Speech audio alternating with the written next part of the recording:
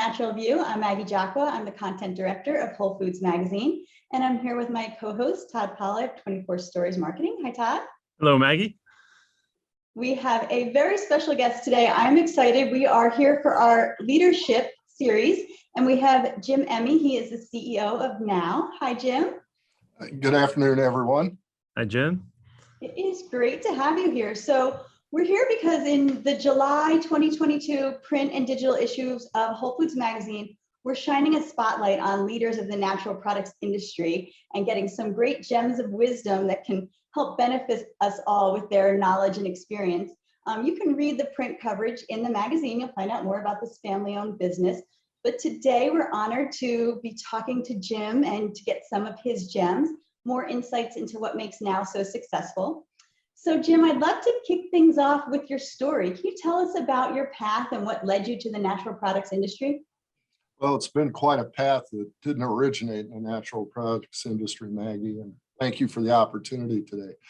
Well, I grew up on a farm in East Central Indiana, so I had a history of working with food and food products from beginning on. I suppose the term supply side is more popular than ever now, and certainly was at the root of the supply side. It was a family farm. My parents were there. My mother's family had farmed in the area going back, gosh, since before statehood of Indiana and so on. So I had that. My dad was a farmer from South Dakota, and I was the youngest of three, and I always aspired to be a farmer.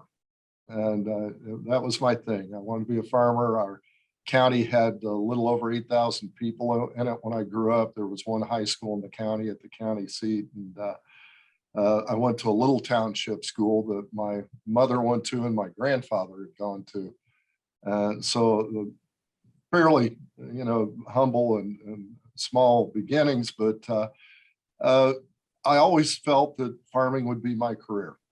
So, and then one day I probably was 13 years old, my dad had the talk with me. And the talk was, well, there's your sister and your brother ahead of you, and our farm is not big, and there's not enough for everybody. So you're going to go to college and you're going to have a career that's not farming. And it wasn't a discussion, it was an instruction.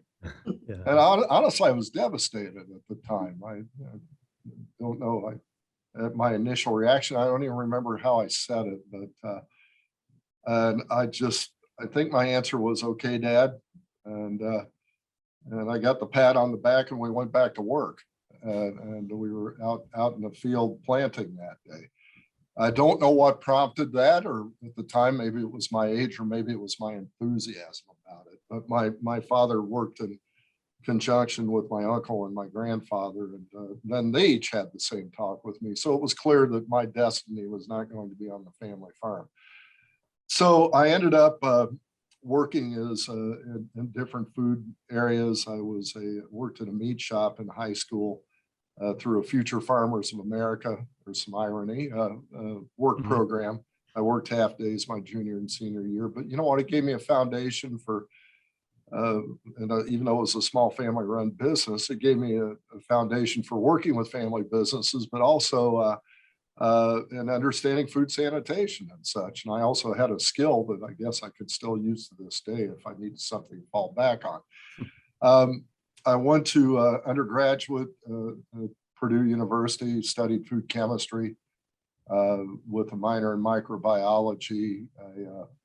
I carried on from that, interned with Pillsbury Company.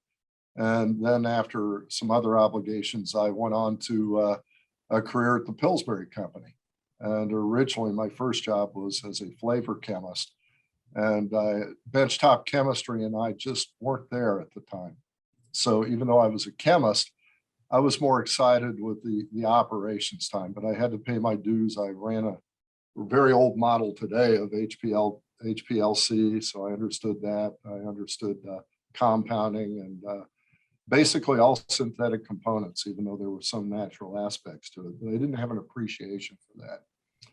And then fast forward, I worked in the acquisition side at Pillsbury for 5 years, also setting up operations of several global locations. and I had a really good career there. I was there in total many years, and I thought, well, I'm going to retire from here. This is great. Well, it was the late 1980s, and there were a lot of hostile takeovers going on at that time. They made movies about it. There were articles about it, and for the term external forces took on new meaning to me. And we were publicly traded. Our stock was way undervalued on the market versus our asset value, and we got acquired. And it was a company called Grand Metropolitan PLC. It was a British company, and I thought, well, this is great, new opportunities. And many of us at the time had lost confidence in leadership. But then I found out the division I was in was being sold off. So, so it's time to move on to something else. So I went to work on the supply side for a while for ingredients and such for about 5 years in another division that had been spun off. And then I was doing a lot of global travel, doing a lot of work as a vice president of operations and also international sales. Great experience, and my experience at Pillsbury honed me very well in working on the acquisition side. But I was burning out. It was time for me to look for something else. And my sister, who is a master gardener and interested in natural products, but also a registered nurse, had told me about Now Foods. And, there's a company up there you might want to look at. And so I did some research. I couldn't find out much research about Now. And long story short, this was 1994. I saw an ad in the Chicago Tribune that they wanted a plant manager. Well, Now Foods was looking for it. Well, I thought, well, this is an opportunity. Then I realized that, well, that's quite a step down from where I was at. But my daughter was getting ready to start school, and I felt like, well, backing off a little bit, it might be a good time to do that. So I went in and I interviewed with many of the leadership team at the time, Al Powers, Dan Richard, still with the company, and then the founder, Elwood Richard. And I really had my thoughts were like, wow, Dan was saying, well, we're going to be a $19 million company this year. I thought, wow, I'm coming from a $26 billion company. Am I ready for this or not? And then I met with Elwood and talked to him for 3 hours, and he sold me on his vision. I really believed in it. I got really excited about it. The HR recruiter kept knocking on the door to interrupt us. And I found out later they had another candidate that had to come through, but Elwood wasn't ready yet. He and I are sketching out chemical formulas on papers and such. And I was hooked. I wanted this job. And it took them 3 months to make up their mind, but when they did, then I came on board in January of 1995. And I was had several reports to me. Elwood's brother Lou reported to me. He was engineering manager, and most of what Now was making at the time was outsourced, and it was a packaging operation only. And it was a great opportunity to add value to things. Well, I set up multiple manufacturing operations in many places the globe. So why not? We should be able to do this. And you know what? We had a lot of fun back then. And anybody who was in the industry in the mid 90s knows those were pretty heady times. Deshay had just taken effect in 1994, right when I was coming on board. Consumer interest was there, and there was positive media about natural products. There was an article in Time magazine about the benefits of melatonin, and it was on the cover of the magazine. It was incredible, and business would take off. There would be discussions of small retailers who would tell us about new products that were hot. And, incredible growth. We expanded quite a bit, and here we are today. We're a large, still family-owned company, probably, if not the largest, one of the largest in our industry. And we haven't looked back since. And here I am at the helm and the steward of the company, and it's been a fantastic experience and still is. Thank goodness. I love how everything swirled to put you exactly where you're meant to be. Right. What a journey. Yeah. Well, it's I'd heard a quote from another person about a philosopher who once said, when you're going through your life journey, a lot of it doesn't make a lot of sense, but when you put it all together and look back on it in hindsight, it seems like it's a well-crafted event, and, like a novel or It something. seems like it led you to right where you should be. Yeah, and it's For us in the okay. industry. I believe that, what really helped me over the years more than anything was there were wonderful opportunities presented to me. And fortunately, I had wonderful mentors throughout my career. And those mentors saw something in me I didn't see in myself, and helped me get the skill sets I needed to be able to perform down the road, and oftentimes help course correct me when I was being the knucklehead that I could really be at times. And it all worked out. And you know what? Thank goodness I listened when they did it. And there's not one I had opportunities I did turn down, and just no regrets at all on that in my career. It's great. Well, that's good. I mean, looking back over your history, and now you've had this long history with Now, it strikes me that, talking about leadership styles for this series, your mindset seems to be, you seem to be practical, get the work done, do the right thing. That's sort of your approach. And I'm wondering, number one, was that rooted in how you came up, and examples set by your family on the farm? And then number two, how do you think that approach or mindset has really driven your success to get you to where you are today? That's a good question, Todd. The foundation that really helped me growing up on the farm was, and believe me, I wasn't the perfect child at times, especially as a teenager, but what it helped me was, when I was younger, we had dairy cattle, not a lot, but enough. We had chickens. My first job on the farm was weighing eggs, and we would sell them to a local supermarket. And then the smaller eggs or whatever we kept for ourselves.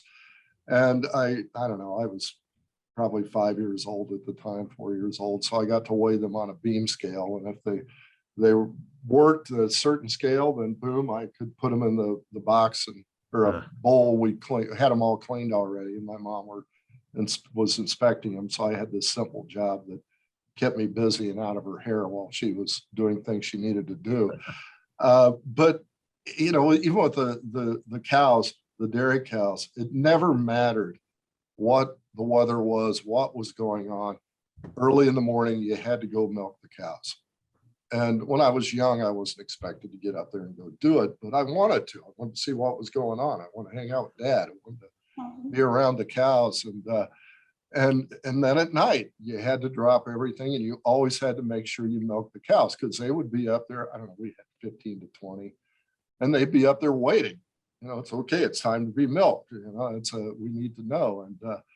And then we had barn cats out there who also were waiting for their share too. But it was the work ethic that understood that it would be there. The other thing that I learned that served me well when I was setting up operations was, you learn how to fend for yourself when you have to. If something breaks down and the back 40 acres, if it's a flat tire or something big you can't handle yourself, you're going to have to get help, and you're going to have to take time to do it. If it's a smaller mechanical issue, you got to fix it. Nobody's going to come and get it done, and it's going to rain tomorrow, so you've got to get this field plowed, or you've got to get the crop in.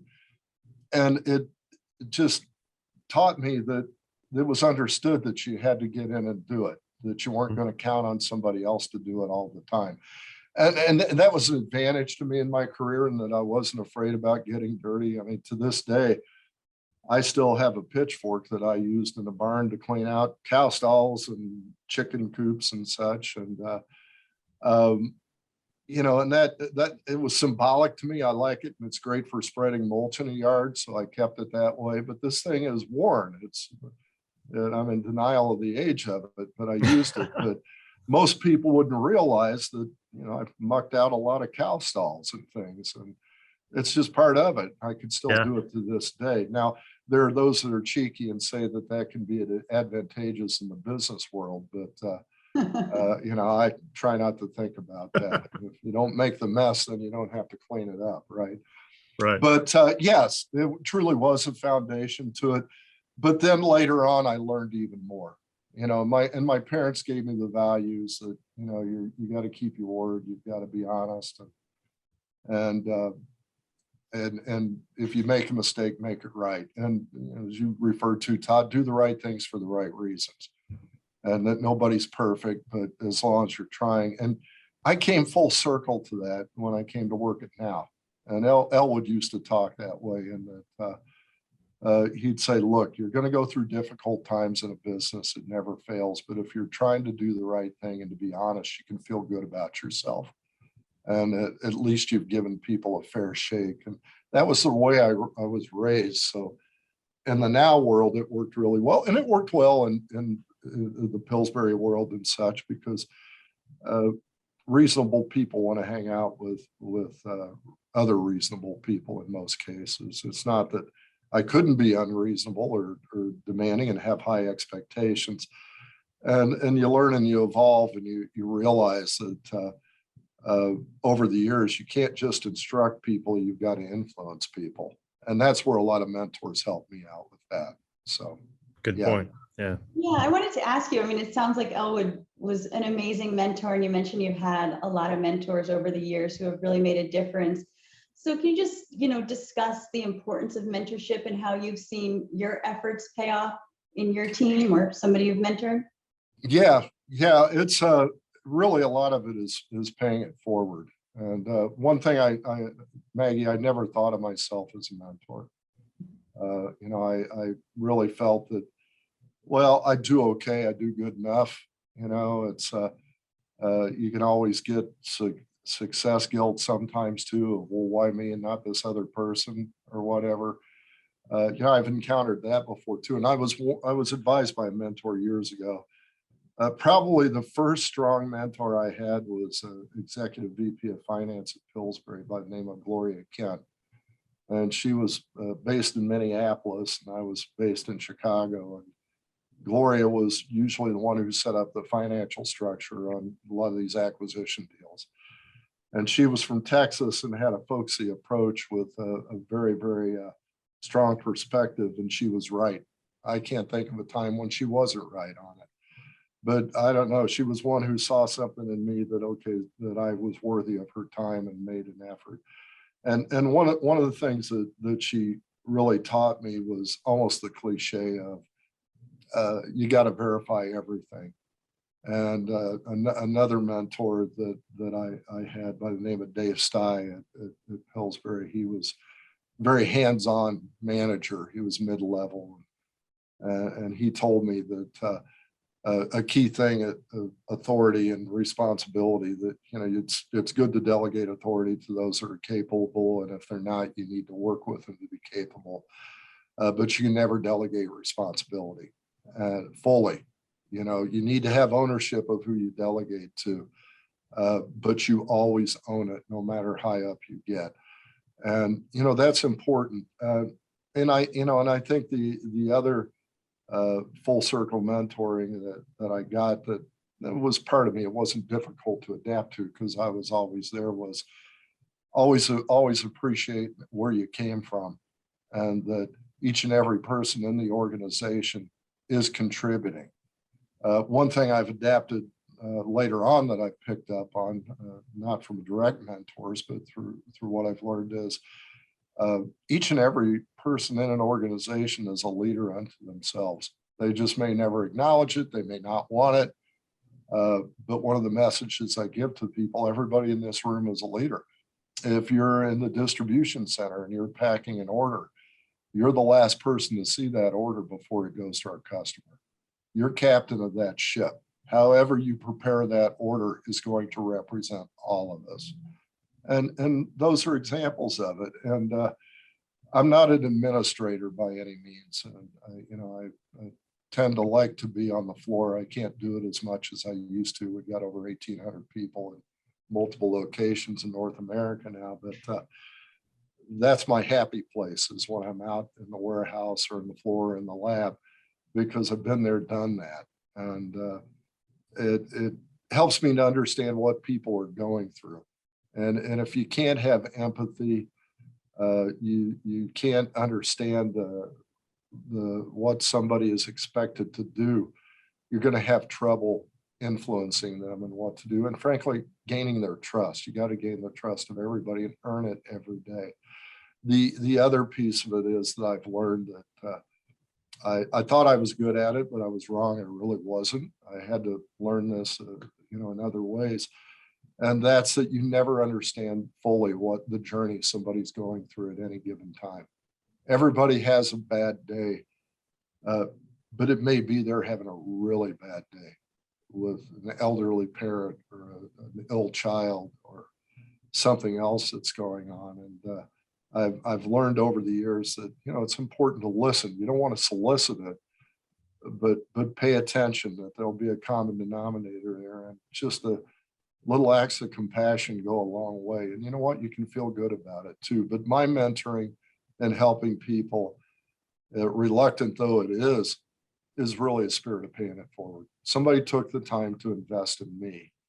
And I've gotten requests from many different places outside of the company that, hey, I want you to be my mentor. And I just can't do them all. I'd love to do them all. I just can't. I don't have the luxury of that time. But it's important for all of us to pay it forward. Each and every one of us, both of you, you've got experiences that could be valuable to somebody starting out, or somebody that's at a different place in their career, or somebody that's juggling, work, family, lifestyles, and hey, what about my time? That always can make a difference in somebody's life. And, and as a company, it translates very easy for me, because our mission statement is to provide value in products and services that empower people to live healthier lives, which is a really cool mission. But how do you do that in your personal life? How do you really realize that you left things better when you encountered a situation that you did walking into? And it doesn't always happen, but boy, when it does, it feels really good to see a response from somebody and realize, you know what, you may have been the only one that gave them some recognition or even listened in the entire day. Because it's easy to get wrapped up in our own problems, our own issues, without even understanding that our problems, well, no matter how tough they are, there's always somebody having tougher ones. That's when I think of how the world is today, it's good to be grateful and count our blessings. I certainly fit in that category. And, I'm not going too much off topic, but this counts. But today we can go to bed at night not worrying about a bomb dropping on our house. We can get up in the morning not worrying about having a meal or for the most part, feeding our families. And little things like that, I think it's good for the soul to acknowledge it and be thankful for it. So. Yeah, absolutely.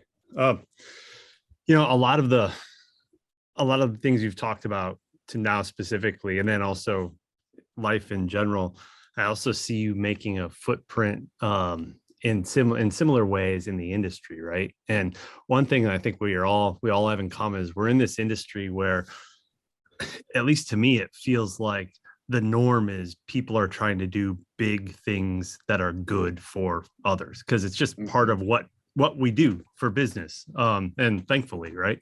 So I think it's great that it's not uncommon to have people thinking big picture. How do we help people get healthier? How do we do things to make the world better within our industry? You've done a lot of that. And I'm wondering if you could just touch a little bit on industry-wide issues as far as, what do you think state of the industry? What do you think is needed? What do you think is going well from a leadership standpoint? What are some of those things you're trying to move down the road from an industry perspective that you think could make things better? So I've got 90 minutes on this topip. Is that absolutely? Yeah, we're clear my schedule. Yeah, a very loaded question. If you can give us like no. It's not hard to unpack. And we would love to talk to you about it all day because it's fascinating. No, I want to be respectful of everybody's time. You're right, Todd, and Maggie. You and I've talked about this a little bit at times. That what a great industry we're in, and whenever I'm asked to present somewhere, it's very humbling to have the opportunity, but, we've got to acknowledge, we're in an industry where we truly are trying to help people. And it's not often do you get that opportunity. Okay, I suppose somebody could say, well, I'm making this bolt that's going on the shaft of the steering wheel that drives this car, and if it fails, somebody's going to get hurt. Okay, yeah, fair enough. But we are directly trying to help people make their personal goals, and either with products or services or such as an industry. And the other thing about our industry is, I can't say the industry is small, but in the 27 years I've been in it, it seems small and smaller. Agreed. And it's a very collegial environment. It's people are, even though there are strong differences of opinions and strong different motives, for the most part, people are trying to do good, for consumers and the public at large. Most people get into this industry because of their passion. That's where most of the innovation comes from and has historically, in my opinion. And they, they're trying to solve a problem that maybe they experienced or their family experienced. So, I think the foundation of the industry is very, very good. That said, there are always bad actors in any business, in any organization, in any entity. Good gosh, even in families there are. But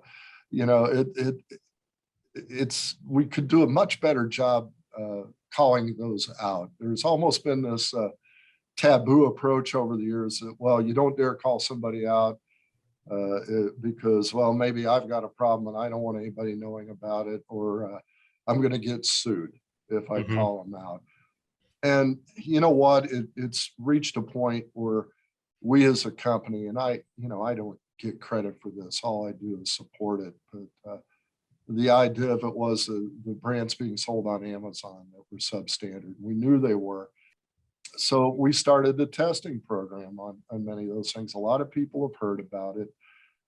And, we've tried to do it the right way of contacting the companies once we got the results of, we've done alpha lipoic acid, we've done SAMe, we've done CoQ10 twice now. And, if somebody tested close but wasn't quite there, we contact them too. We tell them, look, you probably think you're better than what others think, but you need to take a look at this. You could have a problem here that's going to cause problems for you.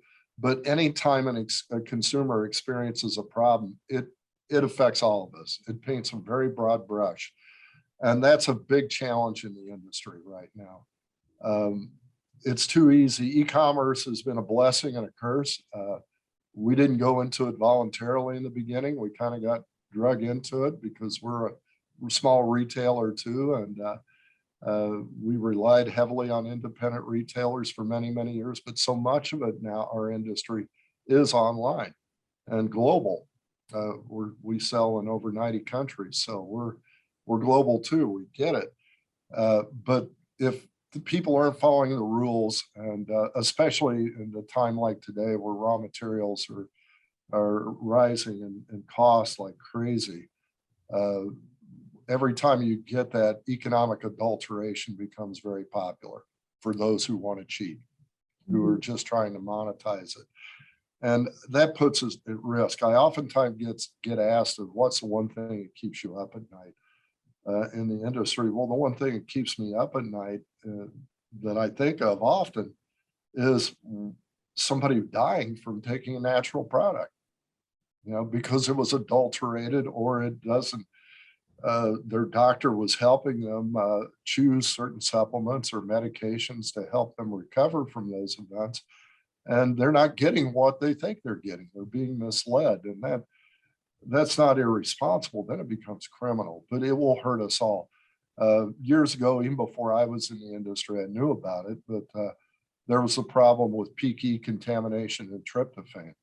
And it was a mystery for many, many years. And Elwood was very upset about it because he felt that, well, tryptophan is safe. It's a great product. It's real good.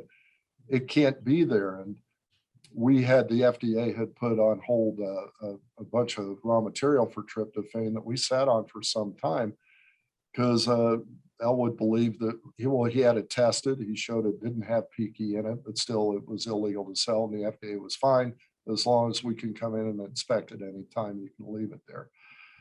Eventually, we did have to destroy it and report it to the FDA because we just couldn't leave it sitting around anymore. But that's an example of something that happened that didn't get resolved fully even to this day, except that we were able to identify, as an industry, able to identify where the contaminant showed up in the analytical tests, and to make sure that we're not selling any product that has that phenomena in it.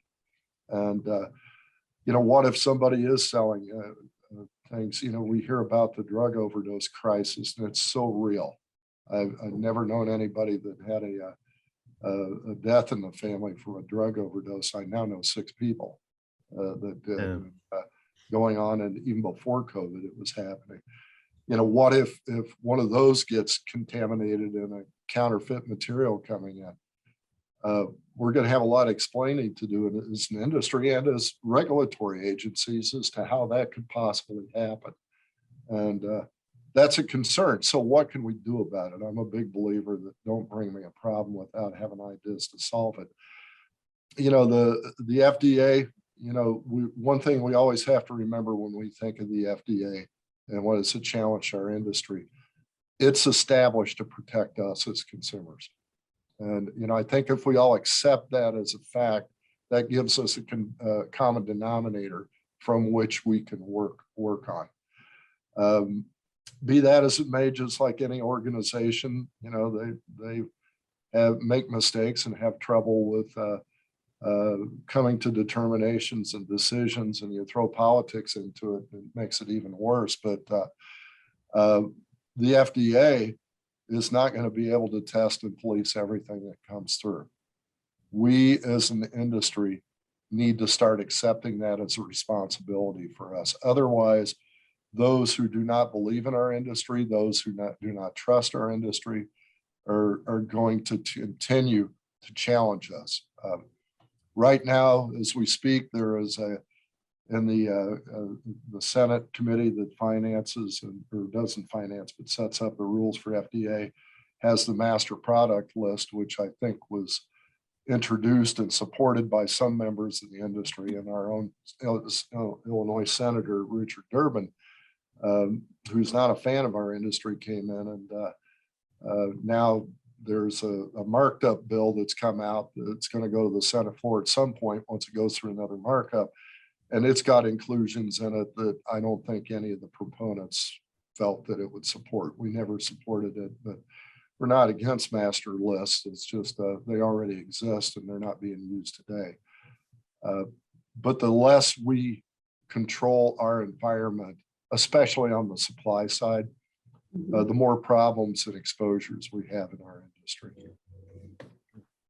Yeah, and I mean, you've raised so many important points, and we're covering all that on Whole Foods Magazine, and we'll keep people updated on the latest. And also, I'm going to make sure I include the links to the now testing that they've done on Amazon products. If you're not familiar, we'll have the links here with this podcast, so you can read about all of that as well.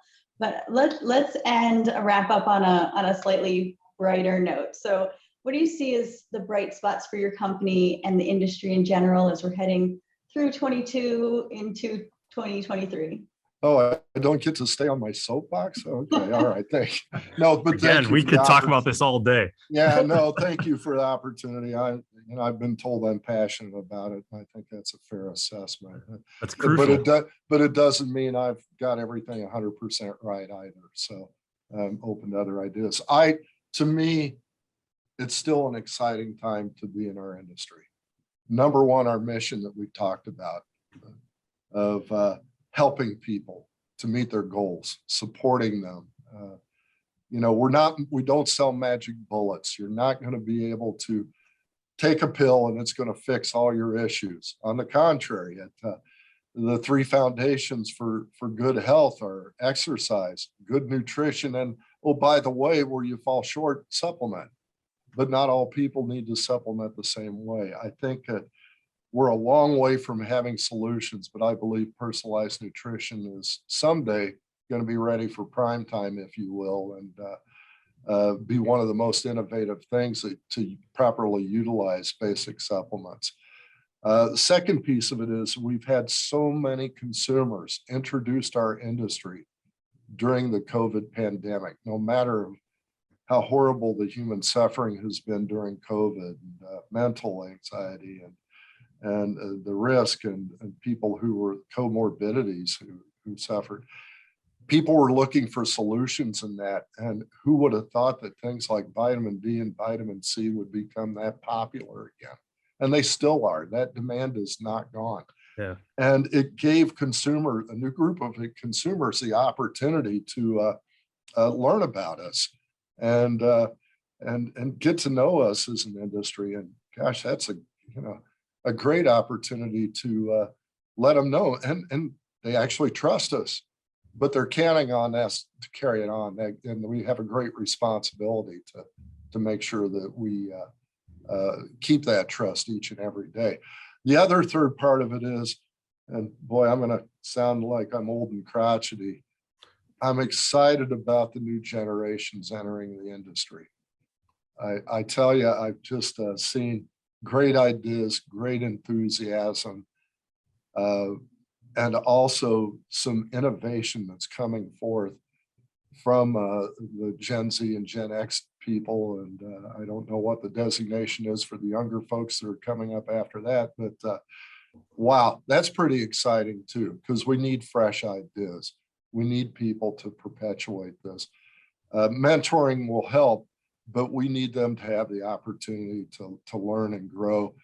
And the enthusiasm is just awesome. It's contagious. I'm in denial on my age. So, it's anytime I can get around people with a different perspective, it's healthy for me. And I think it's healthy for all of us. But yeah, the real important thing that it's exciting in all these opportunities that are unprecedented, that in the 27 years I've been in it, I've never seen it, more opportunities right before us as we have today. We got to do the right things for the right reasons. And that's exciting. That may sound fundamental, but it's true. All good things come from that. And, and again, if we go into it with good intentions, good things will happen. Yeah. Well, hey, I'll just say really quickly, it's been really great to see, and this is a reflection of your leadership and also your team as well. I mean, now just seems to be that company that just keeps going and keeps, kind of, like you said, doing the right things, putting out the right products and growing. You'll see people with maybe, bigger budgets or whatever for promotion come in and make a big splash every once in a while. And that's great because there's good players that come into the industry all the time. But man, you guys just kind of keep on that steady climb up, and it's cool to see that. And it's, like I said, a good reflection of where the company's going and you being at the helm. So it's exciting. Well, thank you, Todd. But I'm just overhead. It's the team that works with me that makes a difference. I knew you were going to say that, but I thought I'd throw it out there anyway. I guess I'm consistent then, huh? So great. Well, Jim, thank you for joining us, for educating us, for inspiring us. I'm very inspired. And I just feel so grateful for this talk. So counting my blessings that I got to have this talk today, which is definitely the highlight of my day. So thank you. Well, thank you both. And the pleasure's been all mine. I'm grateful for the opportunity. Hey, thanks, Jim.